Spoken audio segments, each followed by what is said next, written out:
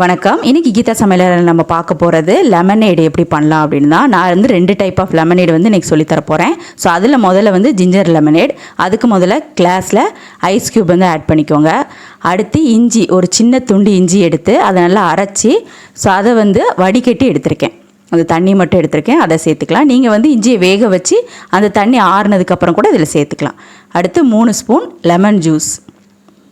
So லெமனை வந்து நல்லா பிழிஞ்சு எடுத்திருக்கேன். அதில் ஒரு 3 ஸ்பூன் மட்டும் ஆட் பண்ணியிருக்கேன். அடுத்து டேஸ்ட்டுக்காக பவுடர்டு சுகர் 1 ஸ்பூன், நீங்கள் ஹனி கூட சேர்த்துக்கலாம். அடுத்து தண்ணி, தேவையான அளவு தண்ணி ஊற்றிக்கோங்க.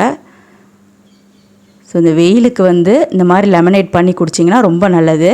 டைஜஷன் ப்ராப்ளம் இருக்கவங்களும் இதை ரெகுலராக குடிச்சிட்டே வந்தீங்கன்னா நல்ல ரிசல்ட்டு கிடைக்கும். கண்டிப்பாக ட்ரை பண்ணி பாருங்கள். அடுத்து நம்ம பார்க்க போகிறது ஆம்லா, அதாவது நெல்லிக்காய் லெமனேட் வந்து எப்படி பண்ணலாம் அப்படின்னு தான். ஸோ அதுக்கு முதல்ல கிளாஸில் தேவையான அளவு ஐஸ் க்யூப் வந்து உங்களுக்கு தேவைன்னா ஆட் பண்ணிக்கோங்க, இல்லைன்னா வேண்டாம். ஸோ அடுத்து 2 நெல்லிக்காவை நல்லா அரைச்சி அதில் தண்ணி மட்டும் வடிகட்டி எடுத்திருக்கேன், அதை சேர்த்துக்கலாம்.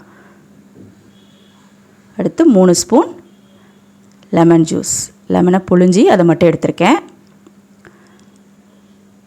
அடுத்து பவுடர்டு சுகர் 1 ஸ்பூன், இல்லைன்னா ஹனி கூட நீங்கள் சேர்த்துக்கலாம். அடுத்து தண்ணி தேவையான அளவு.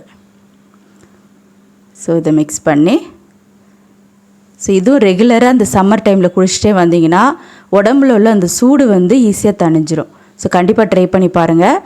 மறக்காமல் நம்ம சேனலை சப்ஸ்கிரைப் பண்ணிடுங்க. தேங்க்யூ.